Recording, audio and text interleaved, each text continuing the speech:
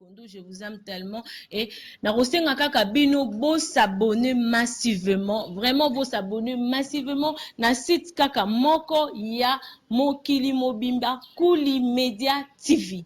Il y a l'ombre. Oui, biso l'ombre lobani. Na olobate. Boy benganga, pona être sabino.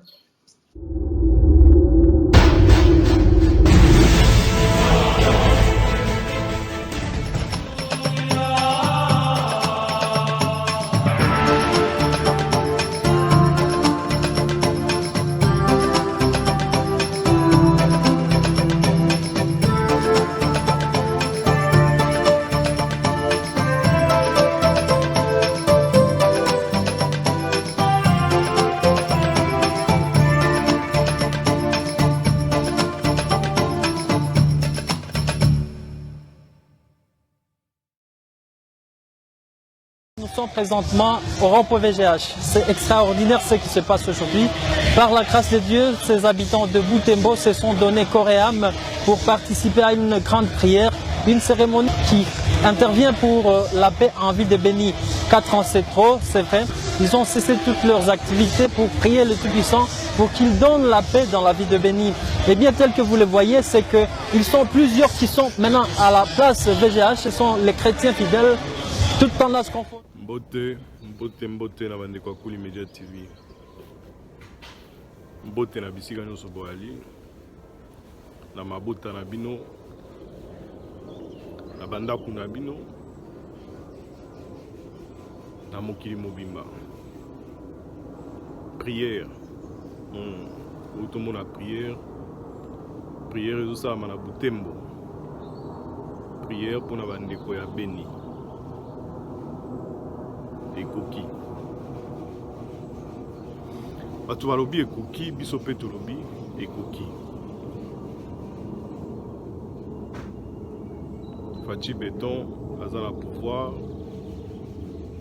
aprometaki bana ya Butembo, bana ya Béni, bana ya Est nyonso changement aprometaki makambo ebele ntango ya campagne na ye.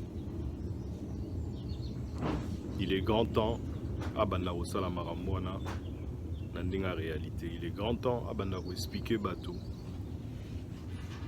quelles sont les choses à faire, même pas d'explication mais d'action, parce que tout le monde a que côté wana makambo eza osimba te tokoloba ti tokolemba peut-être mais tokolemba kaka te po toza obligé. Mais quelque part, tout le monde a fait que Toza impuissant. Après plusieurs discours, après plusieurs émissions, après plusieurs dialogues, après plusieurs tractations, tout le monde a que Batouba komi quoi il sera à côté de la prière. Batouba komi tikakara na maboko ya Nzambe. En tout et pour tout, c'est-à-dire les loyaux. Tout le monde a prière, il y a des milliers de personnes. Pour la bande qu'on a béni. Pourquoi prière, il y a assemblement, ensemble rassemblement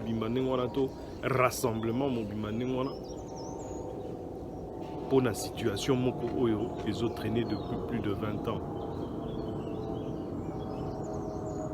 Simplement parce que toza démunis, parce que toza na force té, parce que tokomi ba moins que rien, parce que les lots on arrête à RDC moutako lobate que non nga naza na force to na pouvoir ya ko résister devant attaque moko boyeko uta na libanda ya mboka. Batu bako lela o bato bazalaki ba étranger bakotaki na mboka po toyambaki bango topesa bango esika bakima ya bango mobulu ezaka na bamboka na bango lelo babalukeli bino bakomi ba agresseur na bino bakomi ba bourreau na bino bakomi tobenga ba terroriste bazoboma bino na machette bazoboma bino kutu te na dignité po ba ya des morts oyo bakufaka avec dignité. mais ya biso bazokufa sans dignité, c'est-à-dire bakati yo kokata lokwa nyama zamba. Prière et la malamu. Komitika maboko ya Nzambe ya malamu. Mais la solution lisusu te na kati ya mokili ya se. Eza na solution na cadre spirituel. Mais na cadre oyo ya mokili ya se Nzambe sala wa chabiso bato mokili na se. Eza sous solution te. Poto prier, to prier pe to reprier. Soto ko bakisa sous ko reprier.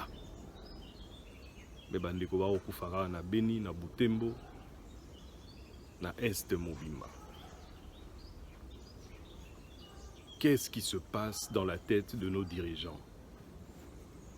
Qu'est-ce qui se passe dans la tête de nos dirigeants? Pourquoi je parle des dirigeants? Parce que Naouta Komona Susu Denge Nazotila Bino na extrait avant que na continue. Na on a audio parce que eza ba image ya bato. Boyoka mwa muke. Tata oyo azana liboso ya Assemblée nationale. Et lokoni a lobaki na cadre wana. Je reviens. Chers collègues, il y a les groupes armés terroristes. Ils sont ici depuis 30 ans. Les peuples congolais, spécialement nos frères et nos sœurs de l'Est, les ont accueillis, les ont fait de terre. Aujourd'hui, ces groupes armés étrangers sont devenus des ennemis du peuple congolais. Ils nous massacrent comme si nous étions des bêtes. Ils exploitent les richesses de notre pays. Ils utilisent le fonds qu'ils retirent de ces richesses pour acheter des armes et tuer le peuple congolais. Nous pensons, chers collègues, qu'il est temps que la communauté internationale qui a encouragé l'entrée des ADF et des Interamouins FDLR ici, et de tous les autres groupes étrangers, il est temps que la communauté internationale prenne aussi conscience. Nous en avons les ras-le-bol. Et que ce groupe, qu'il y ait un retrait des groupes armés étrangers sur le territoire congolais, qu'on les amène dans d'autres pays et qu'ils quittent la République démocratique du Congo. Que la communauté internationale prenne toutes les dispositions pour que ce groupe quitte notre pays et qu'il les amène d'où ils sont venus. Nous avons offert l'hospitalité. En retour, ce sont des massacres que nous subissons. Simplement pour avoir été juste, honnête. Et ils le font au mépris de tous les accords internationaux. Alors que les réfugiés ne peuvent pas prendre des armes quand ils sont dans un pays. Ils sont venus comme réfugiés. Aujourd'hui, ils sont installés. Ils ont construit des bases militaires. Ils exploitent nos richesses. Chers collègues, soyons tous unis. Là, nous touchons une question de vie ou de mort pour certains lobbies nationaux et internationaux. Mais la vie de nos frères et de nos sœurs est notre raison d'être dans cette Assemblée nationale. Nous devons nous engager avec détermination pour que la paix soit rétablie à l'est du pays. Ouais, la famille Sali, c'est bien Nicodème l'artiste. Vraiment, abonnez-vous massivement sur la chaîne Cool Media TV, la chaîne Cool Media TV. Et puis ça va bon actualité musicale, politique, il y a société, sociale, il va vivre. Donc Cool Media TV, il y a Yemei, Olivier, Thierry Vita, Ombre et Lilingi, Thierry Vita, Ombre et Lilingi. Et puis baza bon bah travailler bon on a grand sœur Nabiso. Donc il y a ça bon grand journaliste à Salama Kamunara Dambogo, Françoise Vita, Françoise Vita. On passe à la bagarre Mboko donc donc c'est ça quoi, vous s'abonner massivement à la chaîne Wana pour l'actualité na bino quoi. Merci et Bouti komona tata oyo makambo aza koloba. C'est-à-dire azako mibwa qui est là Non, en fait, azobwaka mboka mobimba na maboko ya communauté internationale.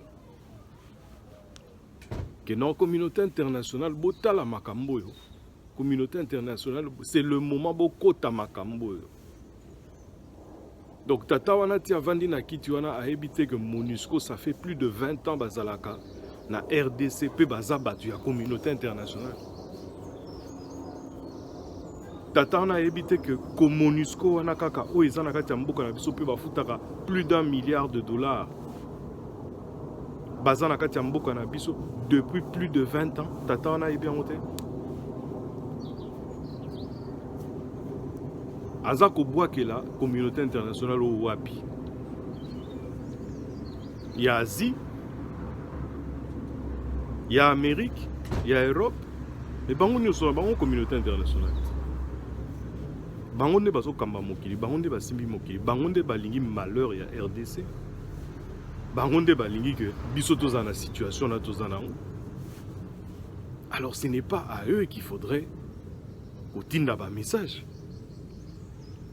À un moment donné, il faudrait que Batou, il y a RDC, c'est-à-dire population à RDC, président à RDC, gouvernement à RDC, malgré que le gouvernement n'est pas mis en place pour le moment, mais il faudrait déjà que l'armée Nabiso ezala encadré pour te bailler bandengeni bakoki ko die kuna soki faut tinda armée mobimba et que na est wana po ebundela mboka na biso to kanga côté wana evanda peka côté wana puisque côté wana ndé muta convoiter ko leka ba côté nyoso bokangi est mobimba ko bandana likolo na Équateur bokiti kota ba Kivu ba Kisangani wana je sais pas quoi et puis bokiti kota ba Katanga bokangi est mobimba frontière mobimba so bocha armée bokangi yango batu ba kotaka susute sauf ce qu'ils a diplomatie, sauf ce qu'ils ont voyage normal, n'est-ce pas kala. Mais ton dit masusu batu na côté on a été pour bandi qu'on a vu sur bazar au kufa bazar au papa bango. Je n'ai pas envie de vous mettre des images où il faut choquer batu, yakoleka. Parce que ils franchement inacceptable bandi qu'on a ngai. Yango to koti na katia slogan wana ya ekoki. Ekoki. Bateau toujours au monde balati ba costume. Bavani na bandaku na bango baza kolia misili. Baza kolia ba fumbwa. Baza kolia ba fufu mikolo nyonso. Baza kosomba ba collier en or ya ba 100,000 €. Baza komona makambo eleka na STT. Bateau bazana ba jeep na bango ya sika. Batongi bandaku na bango ya minene. Tout ça na biso na jalousie na bango te, mais pas bongisana no côté wana po tondima batonga o bakolinga ko tonga me mboka ezala na kimia. Bandeko baza tranquille. Mokili tambola ndenge tambolaka ndenge ba pays nyonso ezalaka. C'est-à-dire frontière eza surveillée. Baboite batu bakota me bakota na respect ya mboka wana ya ba règle ya mboka wana. Trop c'est trop pe ekoki. Trop c'est trop pe ekoki. Ndeko nanga Willy Simons nalandaki mwa liloba na yo yango etindi na loba lisusu ponga na loba déjà na sala ba émission ebele nazo ba attaque tina niveau ya Google ya YouTube. J'ai été même puni à un certain moment na YouTube pendant plus d'une semaine. Je ne pouvais pas diffuser parce que nazo loba. Mais lelo na lobi susu soki ba okanga bakangi na bango parce qu'ils allaient comme on a belé. On ne peut pas dormir et se réveiller en paix. Tango yebi na kati ya ndaku na o bazoboma bana na yo. Okoki kolala pe kolamuka en paix te pe ozwi avion ye na poto osali ba emplette na yo osombi ba chaînette no en diamant pe en or pe ozongi na mboko kosaka bato te.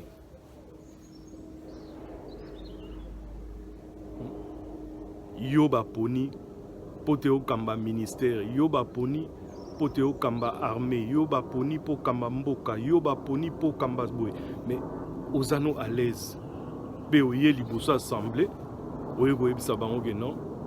Tout se référer na communauté internationale. Batala makambo. Ça veut dire que Ozola ça déjà cause impuissant. Président ya Turquie kaka mboka muke bolwa Turquie. Asa ko défier communauté internationale mi-colonioso. Asa ko ridiculiser ba représentant ya ba Nations Unies, ya ba représentant ya ba Union européenne. Asa ko humilier bango mi-colonioso soka lingi a télémi à lobby. Pourquoi? Parce qu'ils se sentir kaza puissant na mboka na e. Ayebi na devoir wana yako kambape yako Kochabana ya mboka ni ya Turquie à l'aise. A signé bango. Pourquoi? Parce que certains dirigeants dans le monde ba ebi na bango que makambo nyonso ya Union européenne ils ont fabriqué pour ka ba koma ba monopole ya mokili mobimba. Tozonga na ba discours mosusu te pour droit aux sous censurés. To lobelaka makambo mboka na biso. Je suis outré.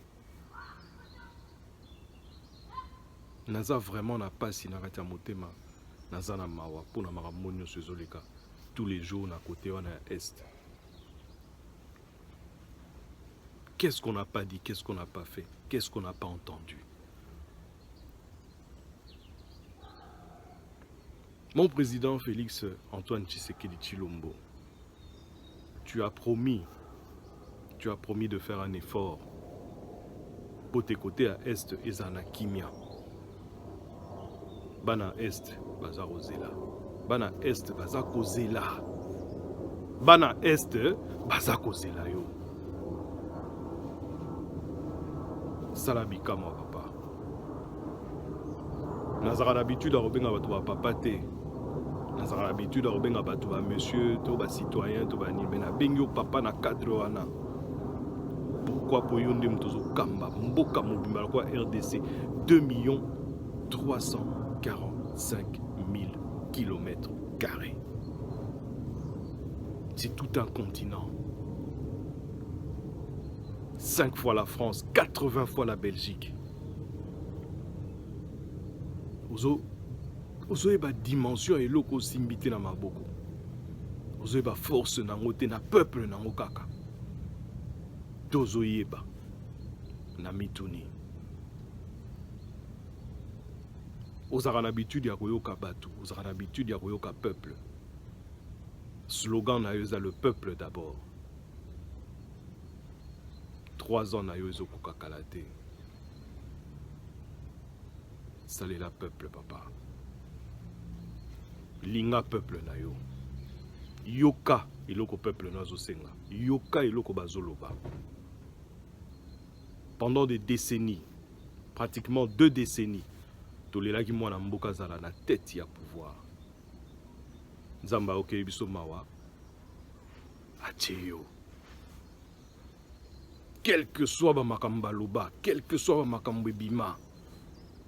Population RDC ou ebi yango ba reconnaître yo pe bandimi na bango. Poza kaka RDCien. Au lobby au sala. Mais la campagne, tu as dit que tu de mouton. Au Komiwana, au saïso de mouton. Problème est que la campagne, tu as dit que tu as préfabriqué. Au Komi, au saïba soda, tu as préfabriqué. Il n'y a pas de problème. Mais la campagne, tu as dit que tu voyage belé belé. Au saïba voyage belé. Pour la romeka kokango. Kosolola na ba bandeko mususu ya bamboka ebele po kimia eza na mboka. Mais wapi résultat? Plus de 2 ans et demi. Wapi résultat? Bandeko na nga ya Est, bandeko na nga ya Butembo, bandeko na nga ya Beni. Nous sommes de tout cœur. Mais sincèrement, nous n'avons pas le pouvoir. sincèrement tozana makokité tozana donc bokolela ti bokolela petit tokolela kaka soki tozakaka na moto te na liboso na biso oya komema biso na ndenge wana parce que on a besoin d'un leader. On a besoin d'une personne qui va faire lever le peuple. Il y a des gens qui sont là, bazozela na bango kaka. Mot d'ordre. Asala ki sodate mandimi akufa pone ekolo.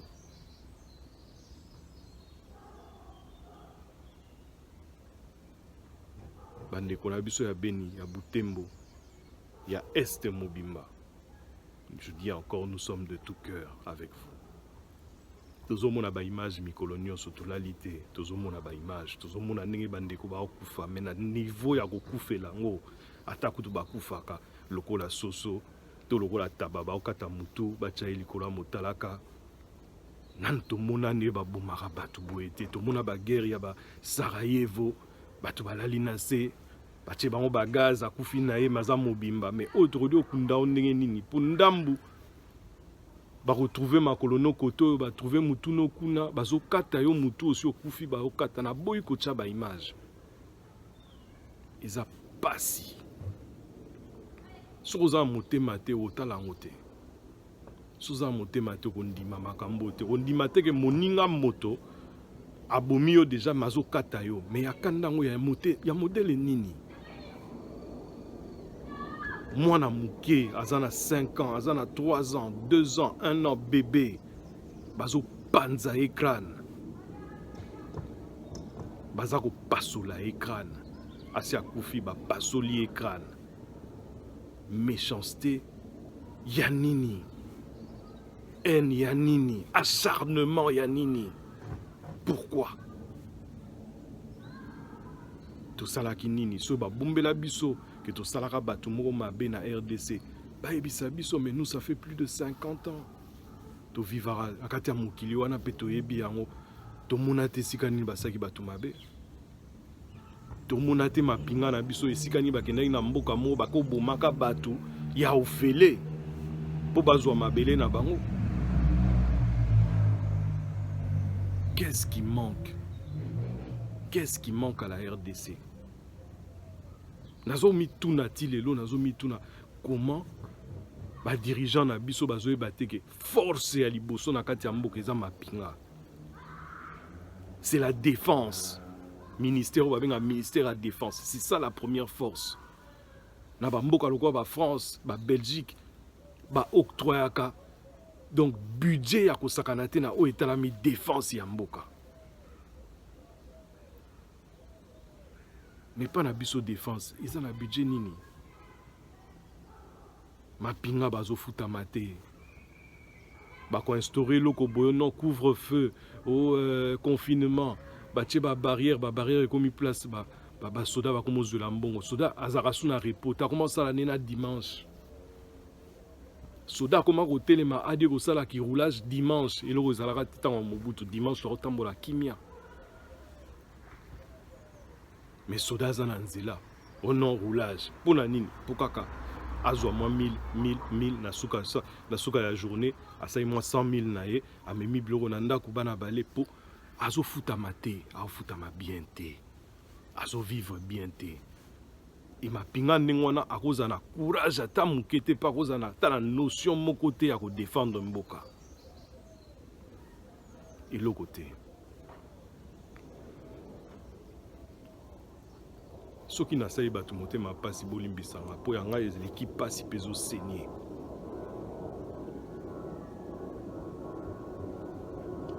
Tolinga ramboka na biso. Ba te belé ba sacrifier ba vie na bango ba leki na ba mboka mosusu pendant des années pour ba kima ba malheur na ba misère ya ba mboka wana.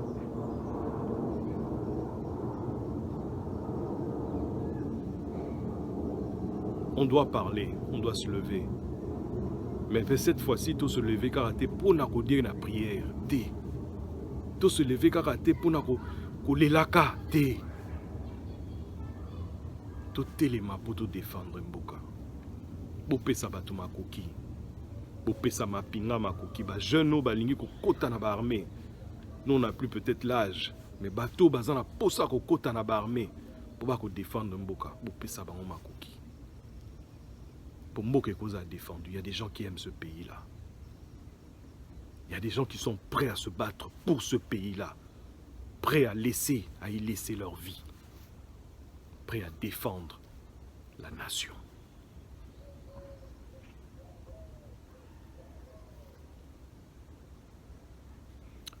Boza malamu na mabota na bino. Journée na bino eleka bien. Nzambe pa battre na bino. Tomona na mikolo ezoya. Merci. Et nakosenga kaka bino bo s'abonner massivement, vraiment bo s'abonner massivement na site kaka moko ya Mokili Mobimba Kuli Media TV. Ya l'ombre. Oui, biso l'ombre lobani. Na olobate. Boy benganga pona être sabino.